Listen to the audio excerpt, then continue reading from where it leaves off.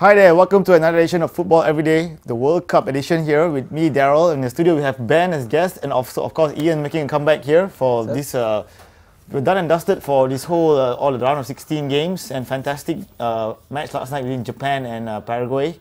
And your thoughts on Japan, Ian? I thought they were great. They're playing some really nice one-touch football. It's just a shame that they couldn't finish up more of their moves.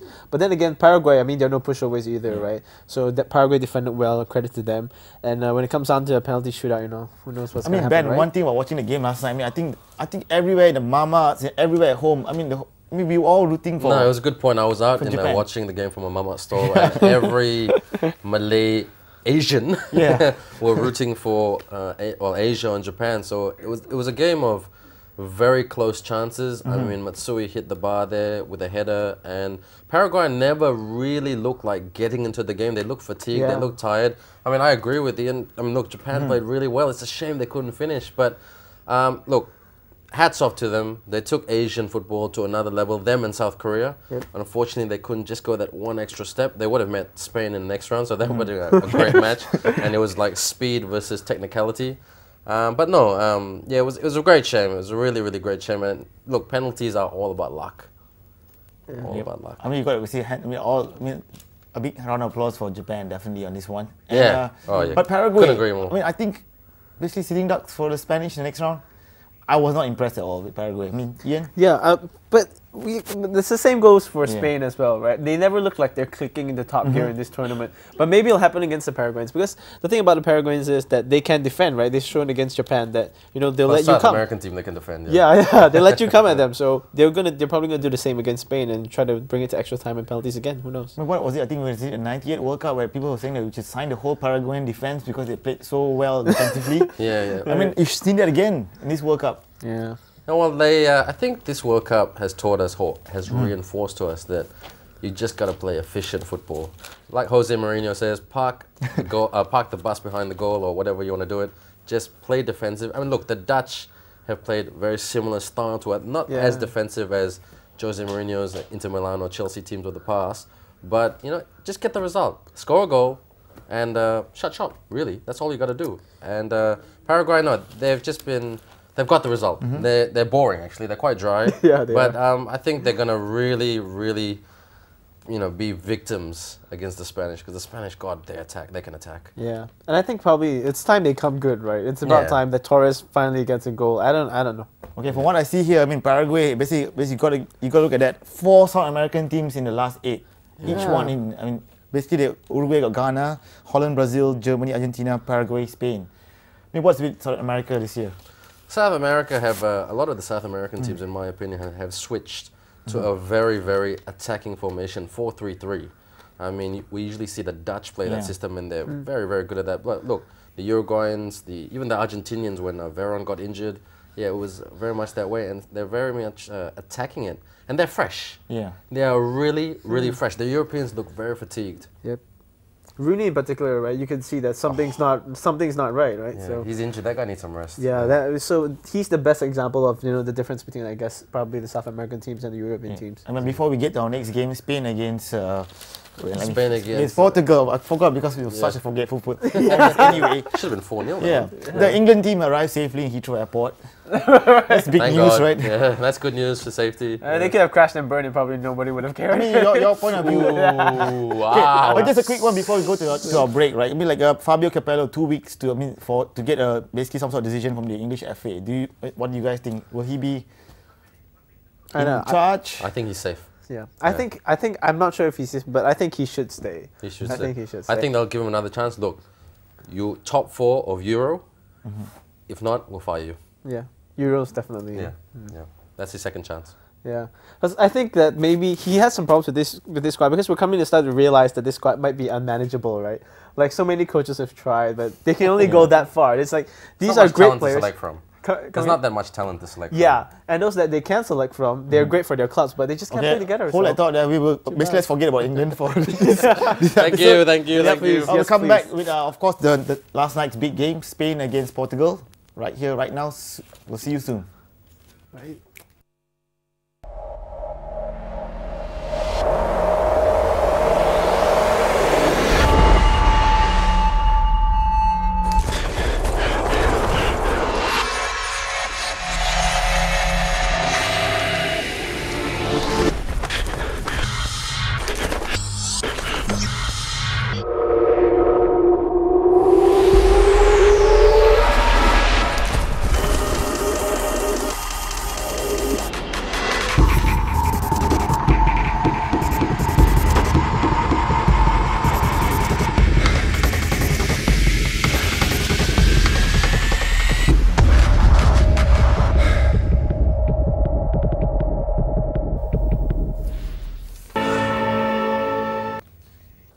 Welcome back to Football Every Day, and we're basically discussing on the last night's big game, Spain against Portugal.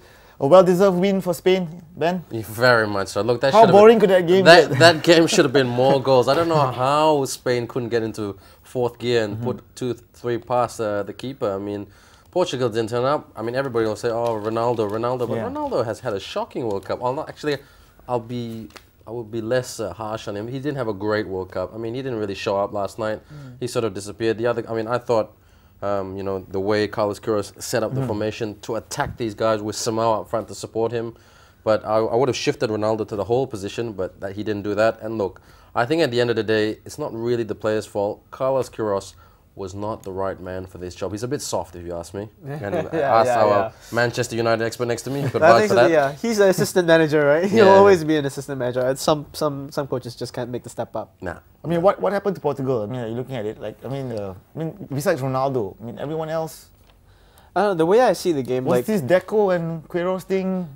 Yeah, I don't know. I mean, do you think Deco could have saved their campaign? And there's some. I think they could have got something from that game because, look, to play against Spain, I mean, I looked at that lineup, I was going, oh my God, you got Iniesta on the left, you know, Xavi on the right, Busquets and Alonso in the middle, Fabregas on the bench. Yeah. Fabregas on the bench, and he was just going, oh my, Pedro on the bench. Those are two great players.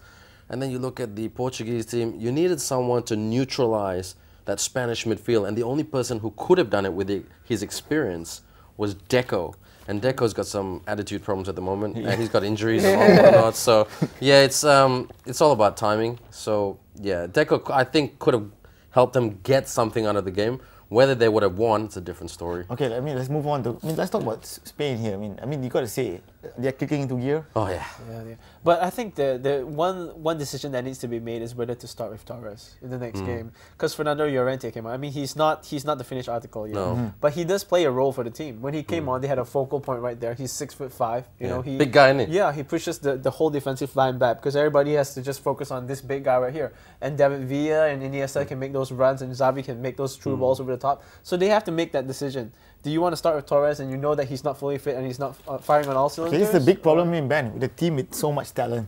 Maradona faces this. I mean, it's the Spanish problem also. I mean, England will never face this problem. That's true. Yeah. So, I mean, you guys, the best players to start for Spain. Yeah. No, that was a great 11 that Del Bosque put out on the pitch. Yeah. He had a big selection dilemma before the match. Like you said, he's got a very nice problem, but he knows what he's doing. Maradona doesn't. Okay, so Del Bosque had a huge selection problem before the game. He had to either go with Torres, who was not playing the best because of his injury, or he could have selected Pedro. Pedro had a great season with Barcelona. So, yeah, I would go with Pedro because he's young, he's hungry, he'll give you 120 minutes if it has to go to that. Instead of getting 90 minutes of 50% from Torres, right? Yeah, go with I mean, sometimes that's good enough because he's a great Torres is a great player. But sometimes when it's just not working for you, it's not working. Like Rooney as well. You know, they should have brought him off. Yeah. So and we're looking at Spain. I mean, we'd say Paraguay. I mean, easy meet for them with that one. Semi-finals in sight. Yeah, I'd say Spain would cruise through this one. It should be at least 2-3-0. Yeah. Paraguay would be lucky to get a goal. Yeah, same here. And what next for Portugal then? Holiday. I know, it's holiday, yeah, fair enough. Get some R&R. Yeah, I guess they have to work on a new generation of players as well because they had the same problem as England. You know, who are we gonna call from next? Maybe Nani would have made a bit of a difference. He's had a good season for Manchester United. He was fresh too. Yeah, he would be very fresh as well. So that's too bad on that part. But if you lose that one player and then your whole campaign falls to pieces, then you know that's not the real problem, right? I think a change of personnel would do them some good. Go to. I was always a big fan of Scolari. I thought he did a great job with Portugal, even though he didn't get the desired result. But they need some structure, they need some stability, and Queiroz is so the danger is with Portugal is basically they do look like a bunch of jokers here. I mean, after Euro, you know, I mean, they lost to Greece and all that. I mean, that whole and now, I mean, they've got the hype. But it's a different team from back then. Like these names, a lot of them you probably have never heard of, like Danny and. Maybe we'll come back later and talk about Portugal sure. and the other teams, right? Maybe we'll see you soon, 10 seconds time.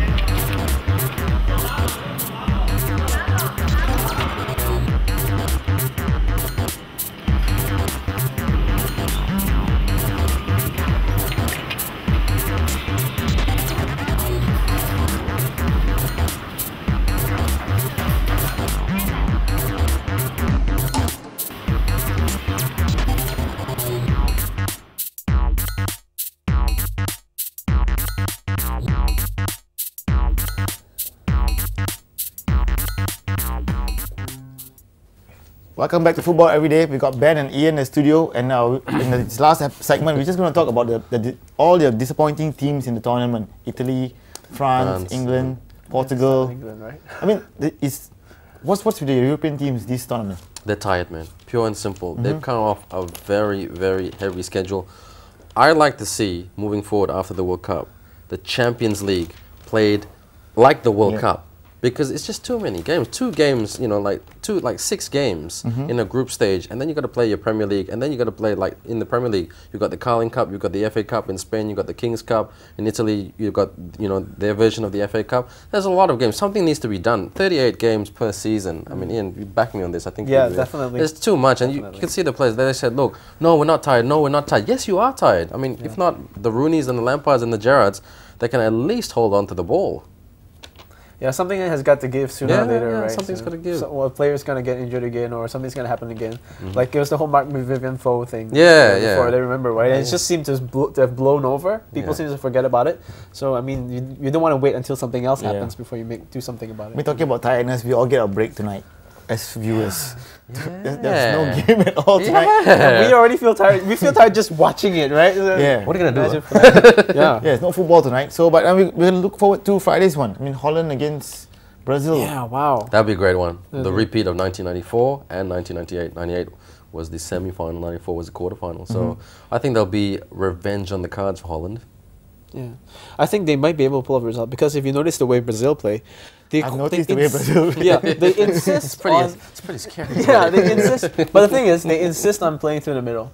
They insist on passing, doing those 1-2s down the middle and trying to get samba football. Yeah. But and if you notice the way the Dutch play, they park Van Bommel and Nigel de Jong right there, right in front of the defense. Yeah, 2 holding midfielders. Really, they're tough as nails. So Brazil might have to rethink that strategy a bit. They might have to work the wings a bit more. Maicon might have to go for it more, and that leaves more space for people like Elia, for Robin, for Kaut to exploit the wings, because that's what the Dutch are playing, very expansive. Whereas the Brazilians, they're I'm going to pass my way through the middle. I don't care what you're going to do. So. Yeah. Well, the coach, Bert van Marwijk, he's got an interesting selection. We were talking about selections today. Robin, who's coming back to form, coming back to fitness, or Rafael van der Vaart, who's fresh because he didn't play a lot of game time with Real Madrid. He's a great player. He can open up defenses. So, but he's got to stick with one of those 2 because he's got Schneider there, the 2 defensive midfielders there, and then he's also got Dirk Kuyt. So maybe he might drop Dirk Kuyt. I mean, Dirk Kuyt's quite slow. Yeah. So maybe that could be because, like the Brazilians, they're a very, very pacey, very quick team.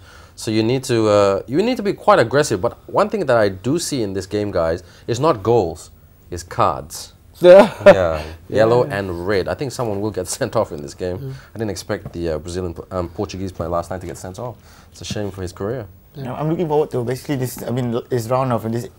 The quarterfinals have basically as minimal penalty shootouts as possible. Actually. Hopefully, yeah. But no, Germany, Argentina, that could go to penalties like the last World Cup. That's very much on the cards. I mean, to remind all the viewers out there, we got Holland, Brazil on Friday, and after that Uruguay against Ghana, and on Saturday 2:30 a.m. And over the weekend, Germany against Argentina at 10 p.m. and Paraguay, Spain. Is there something you're looking forward to? Which one are you looking forward to? I'm definitely looking to the Germany-Argentina one. I mean, I guess you too. Yeah, I'm an Argentina supporter, and I'm very, very bitter from 1990 when we had 2 men sent. I'm showing my age there. We had 2 men sent off, and we should have won that game. But I can't remember. I think it was Lothar Matthäus who took that penalty in the 80th minute, and we should have got something from that game. And the referee, that Mexican referee, he was very dodgy that day, and I'll never forget him. And I was hoping in 2006 it was payback time. But unfortunately, it was not the case. Michael Ballack, he never. Can you guys see the semis shaping out here easily? Not easily, definitely not. That Germany-Argentina game, the winner of that game is a potential champion of this tournament. Yeah. But the winner of that game has to meet Spain. And imagine if Argentina and Spain played in the semi-final. 2 Spanish-speaking nations. Many of the Argentinians play their football in Spain for language and cultural reasons. And it'd be great. It'd be great. Passing at its best. Yep. It'd be great football. Okay, basically we come to the end of this edition of Football Every Day, and we've got tonight it's a rest night for the viewers and the teams. I'm Daryl. We've got Ben in the studio and Ian. We'll be back here same time, same place to talk more about the quarterfinals. Sorry, looking forward to semi-finals here. See you guys soon.